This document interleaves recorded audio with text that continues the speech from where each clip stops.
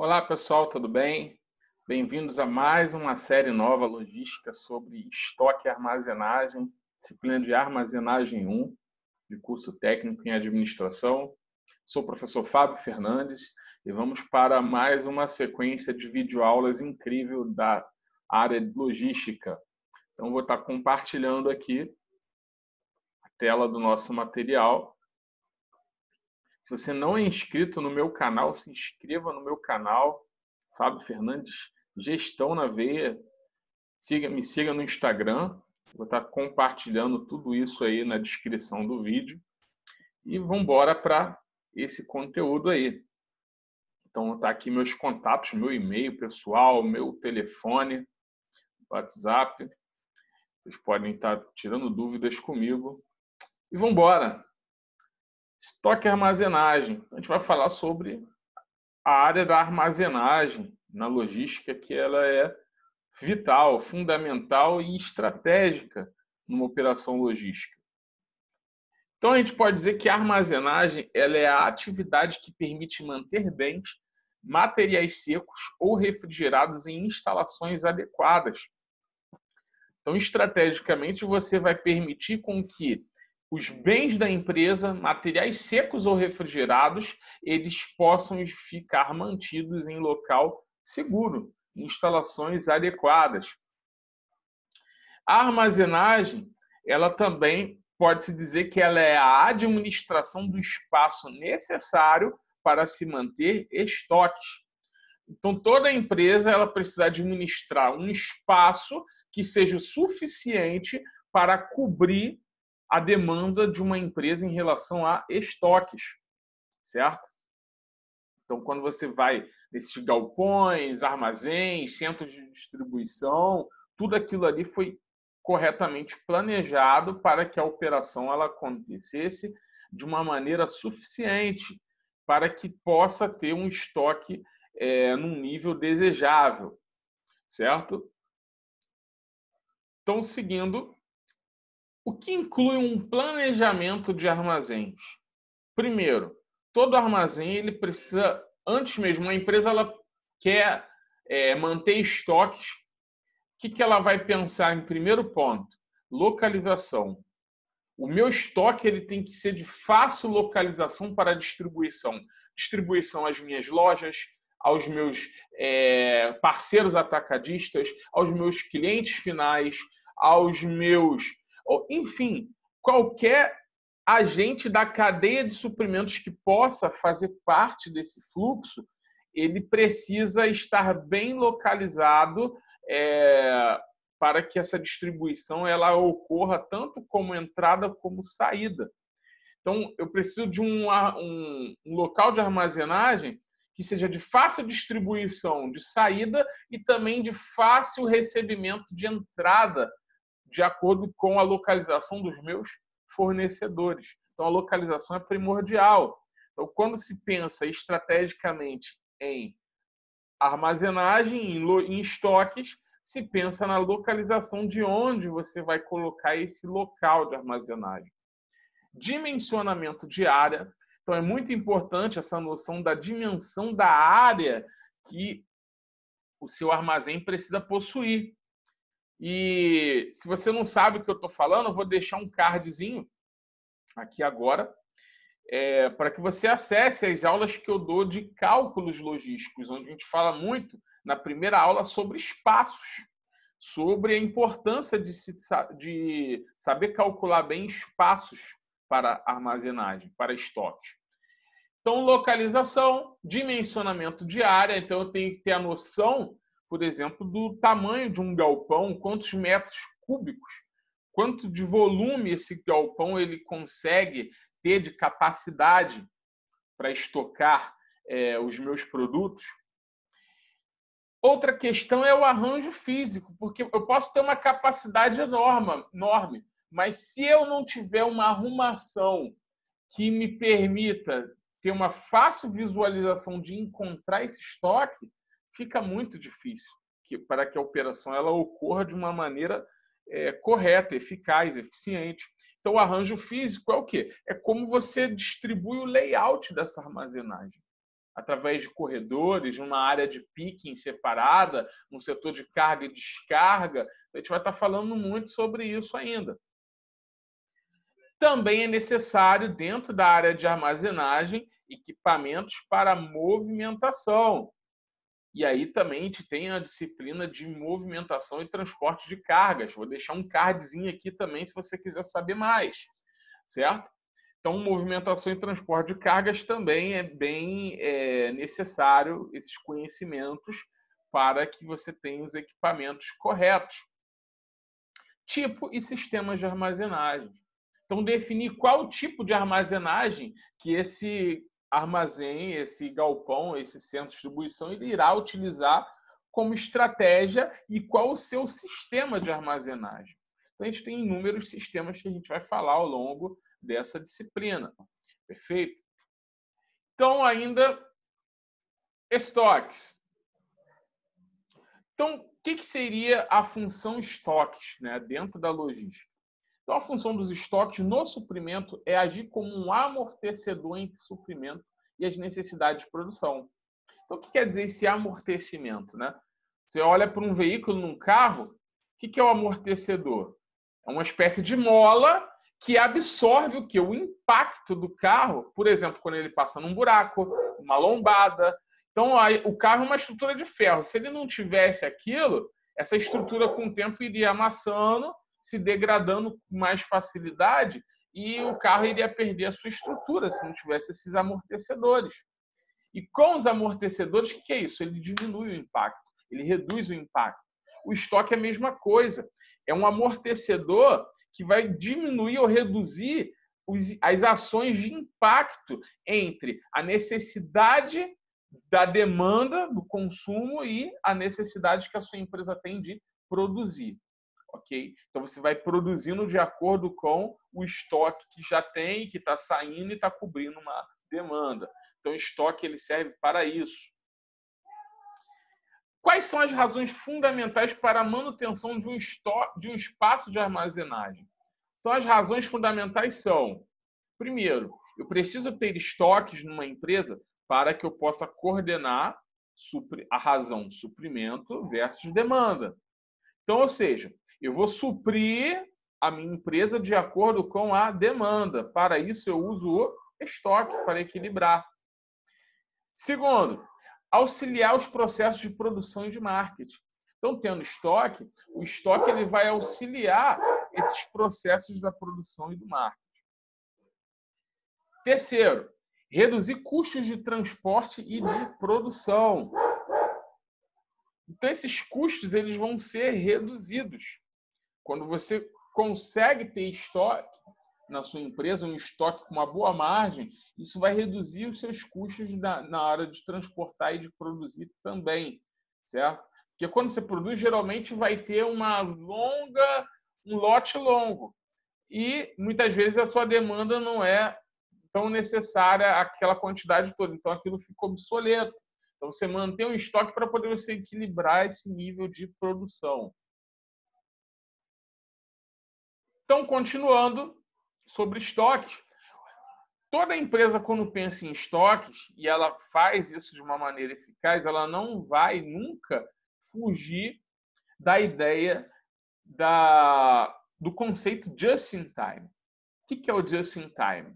Esse termo, né, just in time, tempo justo, tempo ajustado, tempo otimizado, ou seja, é minimizar a necessidade de armazenagem e manutenção de estoques, ao ajustar o suprimento e a demanda no tempo e na quantidade, de modo que produtos ou matérias-primas estejam disponíveis nos montantes requeridos no momento certo e justo.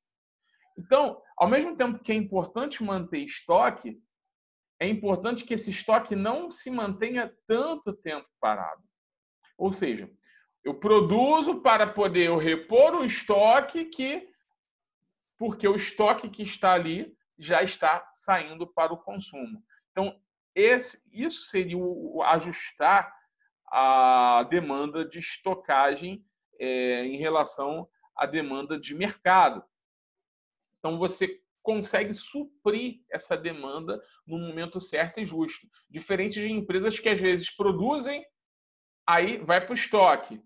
Aí esse estoque é grande demais para a demanda. Então, a demanda ainda é menor do que esse estoque. O que acontece? No dia seguinte, essa empresa produz mais e aí gera mais estoque. E no outro dia, produz mais e gera mais estoque. Vai chegar uma hora que esse estoque vai ficar engessado. Ele vai ficar sobressalente. E aí, o que a empresa tem que fazer para não ter perda financeira? Promoção, liquidação. Então, ele tira muito da margem de lucro que ela costumamente teria por exemplo, numa operação just in time, um produto que mal estocou já sai para o consumo, ok? Então isso acontece demais em empresas que não conseguem controlar isso. Então esse método, né, o just in time, ele foi iniciado, uma filosofia que surgiu pela Toyota no Japão. Na década de 50 se tornou uma filosofia para empresas globalmente até os dias de hoje. Então, até hoje, as empresas têm esse raciocínio, esse pensamento just in time. Sobre armazenagem, então, quais são os processos de operações que acontecem durante a armazenagem desses estoques? Então, no armazém, a gente tem o processo de receber mercadorias. Diria que seria o primeiro processo. Um armazém, para começar a operar, ele primeiro tem que receber mercadorias. E aí, quando ele recebe, ele precisa identificar essas mercadorias. Muitas vezes tem mercadorias que ele chega na empresa com um código de barras, você tem que trocar esse código de barras para a sua empresa. Por exemplo, quando você é uma empresa distribuidora, para que o seu sistema leia da maneira correta ou não tenha que cadastrar do jeito que vem, certo? Porque a sua empresa já tem um cadastro já fixo, e aí ele identifica essas mercadorias por fora da caixa, põe uma etiqueta RFID, que são assuntos que a gente vai falar mais à frente. Classificar as mercadorias. Então, a classificação seria uma forma de você, por exemplo, dar um grau para elas. Essa mercadoria é classe A, conforme ABC de estoques. Essa é B, essa é C. Para poder você separar e endereçar cada mercadoria para o local certo, destinar no galpão de acordo com o arranjo físico estabelecido. Guardar as mercadorias. Então, uma vez que eu identifico e classifico, eu sei onde guardar cada mercadoria em cada devido lugar. Registrar esses materiais. Toda mercadoria ela chega com nota fiscal, então eu tenho que registrar essa entrada, certo? Receber essa nota fiscal. Requisição de mercadorias. Quando eu vejo que dentro desse armazém tem uma determinada mercadoria que já está precisando ser reposta, é feito o quê? Pedido de requisição. E quando chegam os pedidos, eu começo a ter que o quê? Selecionar a mercadoria. Então, selecionar a mercadoria de acordo com o pedido do cliente para a saída. Separar a mercadoria. Então, selecionar não é mesmo que separar. Por quê? Muitas vezes você pega uma carga toda fechada, paletizada, você seleciona ela. Você leva para a área de picking, né, de separação, e aí, muitas vezes, dentro daquela carga, o cliente está pedindo o quê? Uma peça. E você tem que abrir aquela paletização, por exemplo. Então, você vai ter que separar a mercadoria. Desmembrar, digamos assim. E aí, esse pedido vai para a expedição, carga e descarregamento. Então, carregamento de pedidos para sair para entrega. Então, dentro de todos aqueles processos, processo de recebimento. O que é feito na hora de receber uma mercadoria? Então, compreende o desembarque de mercadorias. Então, a hora de descarga, né? Descarregar caminhões dentro desse armazém. Então, eu vou desembarcar essas mercadorias, eu vou efetuar algum tipo de checklist. Toda empresa vai ter um tipo de checklist para poder fazer uma conferência dessa mercadoria recebida de forma quantitativa, ou seja, você vai comparar com a nota fiscal a questão da quantidade, se bate, e ao mesmo tempo a qualidade. Que qualidade é essa? Por exemplo, se a mercadoria não está chegando avariada, se não está com algum tipo de problema de recebimento indevido, se a carga realmente condiz com o que está na nota fiscal, certo? Então, checklist quantitativo e qualitativo dos itens para você conferir, fazer a conferência da chegada dessa mercadoria. Muitas vezes, no ato de recebimento, você também vai codificar essa mercadoria. Tem mercadoria que você troca o código. Cadastramento no sistema de controle. Você cadastra essa mercadoria dentro do seu sistema, dentro do seu WMS, digamos assim, do seu sistema de gerenciamento de armazéns. Endereçamento ao local apropriado. Então, você vai destinar esse produto para a prateleira correta, certo? Então, de acordo com a característica, ou seja, se você vai paletizar, se você vai mandar para a prateleira, se vai para uma área climatizada, depende do tipo de mercadoria. E aí, na recepção e expedição, na hora de você mandar essa mercadoria embora, eu preciso minimizar a operação logística através da entrega paletizada, reduzindo custos e tempos. Então, é muito interessante que as empresas utilizem a paletização, porque isso reduz e otimiza bastante o tempo e a operação, certo? Fica muito mais fácil transportar a mercadoria. Otimização pelo uso de pallets no armazenamento das mercadorias. Outro ponto a ser observado é que, no processo de recepção e expedição, minimiza as operações logísticas através da utilização do código de barras e a tecnologia de radiofrequência. Então, quando essa mercadoria ela é devidamente codificada ou identificada por radiofrequência, fica fácil você registrar a entrada e a saída desse material no seu armazém, certo? Conforme mostra aqui a imagem da leitura de um determinado pacote. Então, a melhoria do fluxo de qualidade e do fluxo de informações. Então, a informação ela se atualiza instantaneamente com a operação. Dentro do processo de recebimento de mercadorias, certo? Então, para auxiliar o recebimento, expedição, como a gente já falou, o uso de pallets ele é essencial para não só otimizar o trabalho de recebimento, como você ter a oportunidade de unitizar as cargas e verticalizar o estoque. Ou seja, você consegue empilhar a sua carga. Quando você empilha a sua carga, você vai estar facilitando que o seu armazém ele ocupe o máximo da capacidade que ele poderia ocupar de uma maneira organizada e, ao mesmo tempo, ágil. Okay? Então, a paletização ela é muito benéfica nesse sentido. Ele vai contribuir para o aumento da capacidade da estocagem, redução da largura dos corredores. Então, ou seja, os corredores eles podem ficar mais curtos, se você consegue jogar o máximo de mercadorias para cima, e economia de mão de obra e redução de custos também. Perfeito?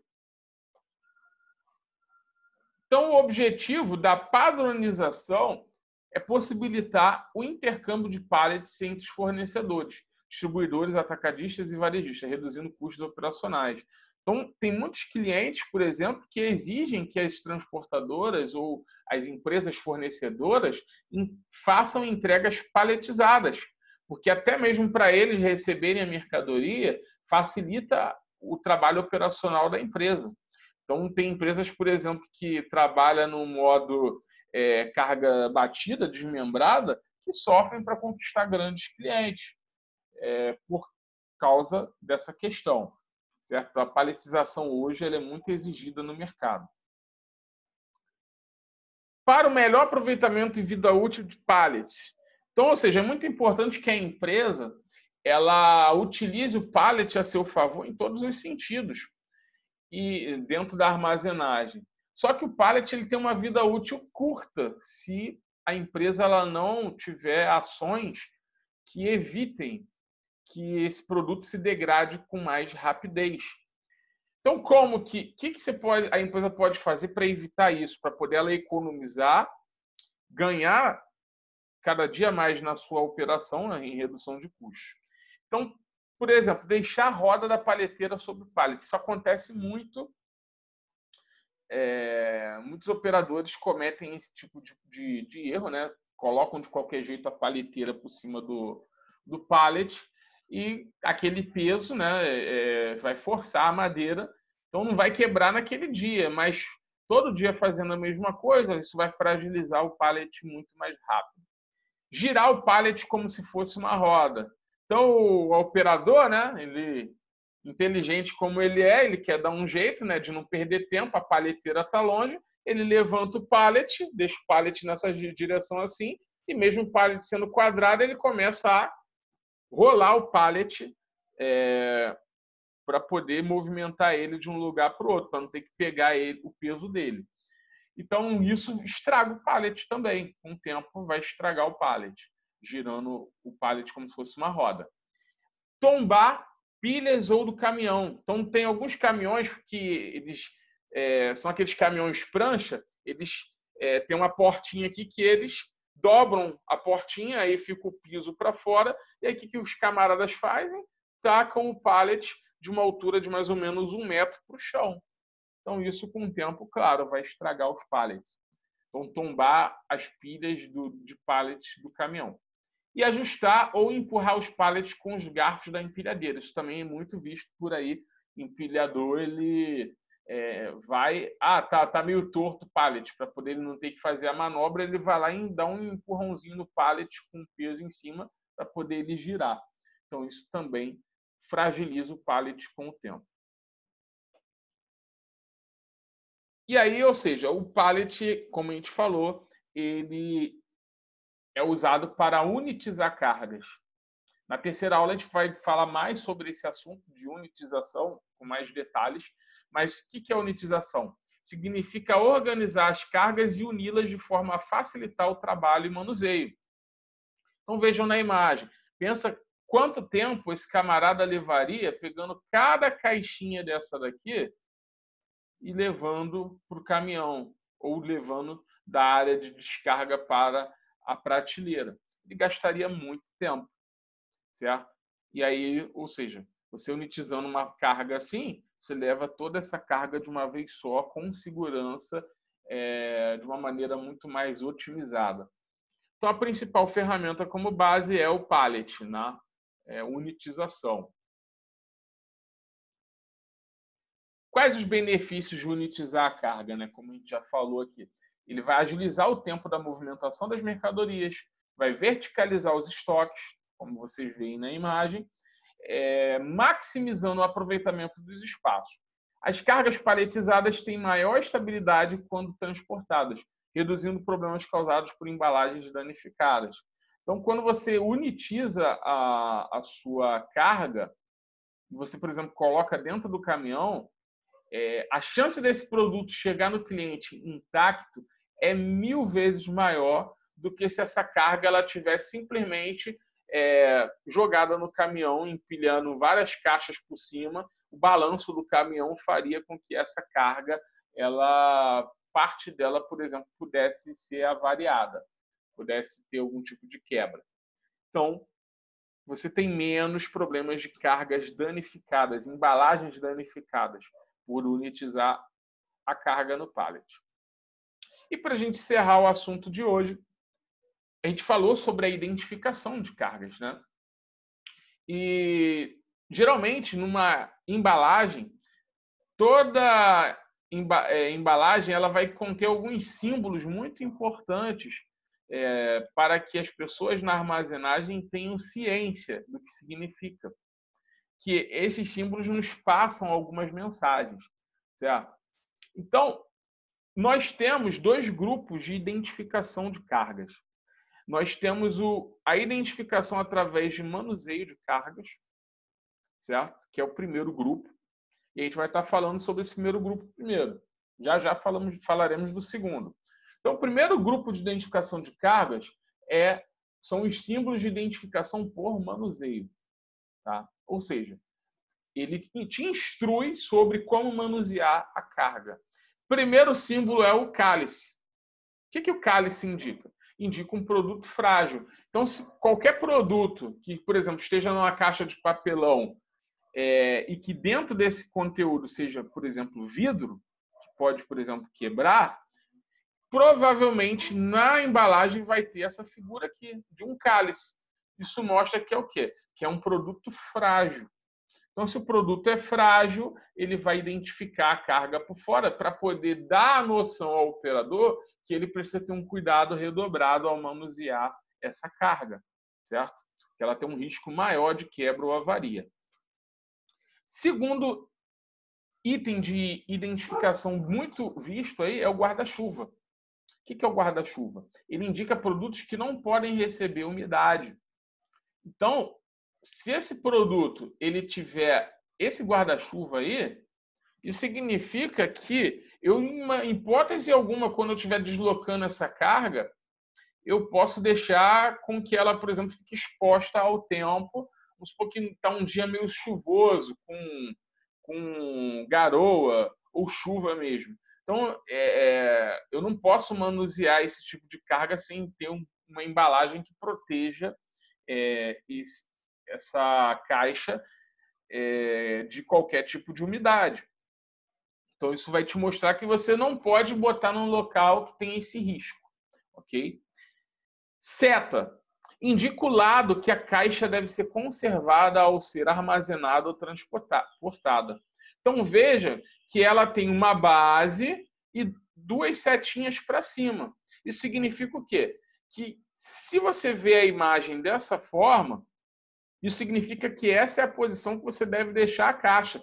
Então, se você vê o símbolo assim, no cantinho da caixa, a caixa está aqui, no cantinho da caixa está aqui esse símbolo, significa que eu tenho que colocar ele numa base exatamente nessa posição. Eu não posso colocar ele assim, nem assim, certo? Nem de lado, nem de cabeça para baixo. Por quê? Porque isso pode comprometer a qualidade do produto. Ah, professor, e que produto se enquadraria nesse tipo de imagem? Por exemplo, uma geladeira. Uma geladeira, ela teria esse símbolo.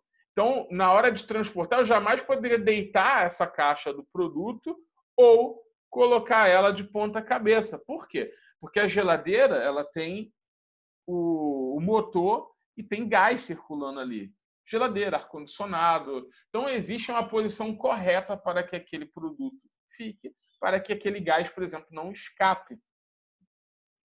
Então, fazendo isso, se na hora de manusear a carga, o operador, na hora de guardar essa carga no armazém ou colocar no caminhão, eu jamais posso colocar essa carga num sentido diferente do qual a caixa ele me indica, ok?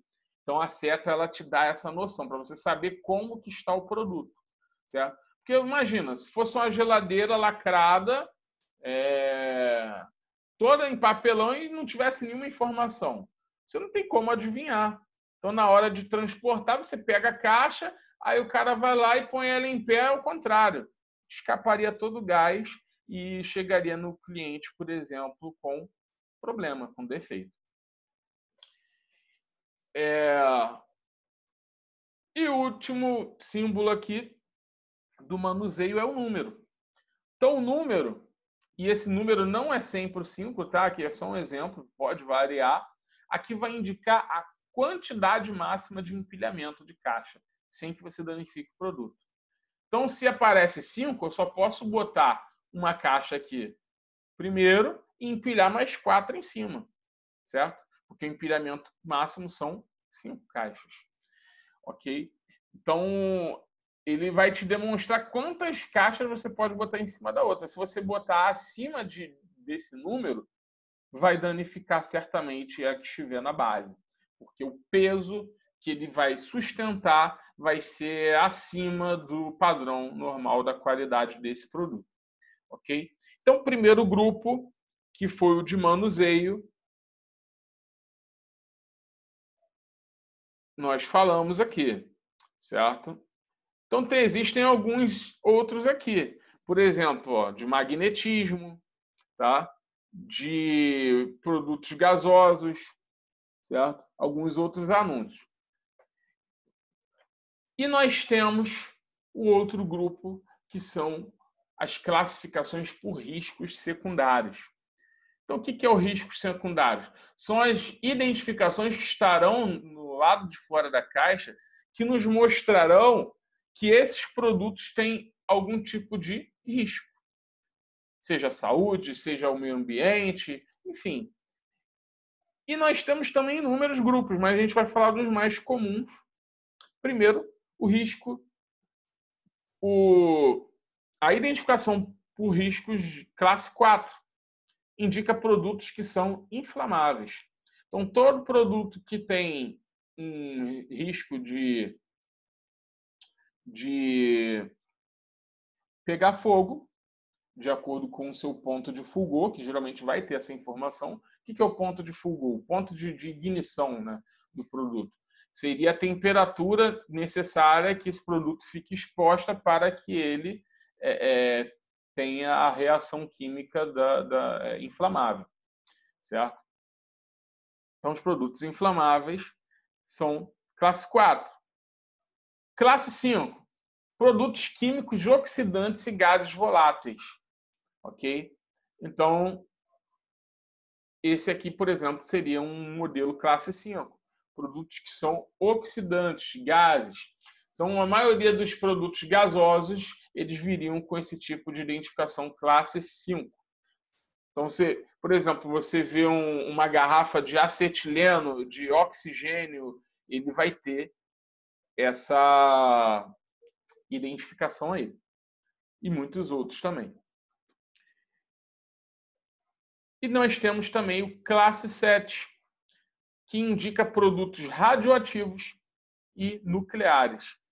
Então, e detalhe que a radioatividade ela pode ocupar até 3 níveis diferentes, tá? Como mostra aqui essa identificação aqui. Ok? Então, pessoal, com isso nós terminamos essa primeira videoaula da sequência de armazenagem 1. Espero que vocês tenham gostado da aula. Se você gostou, curta esse vídeo, compartilhe, deixe um comentário, ok? Me siga lá no Instagram, nos projetos que eu tenho desempenhado aí. Me ajudem aí a divulgar o meu trabalho também por aqui pela internet. Então é isso, pessoal. Até a próxima aula, na próxima semana. Um grande abraço a todos. Fiquem com Deus.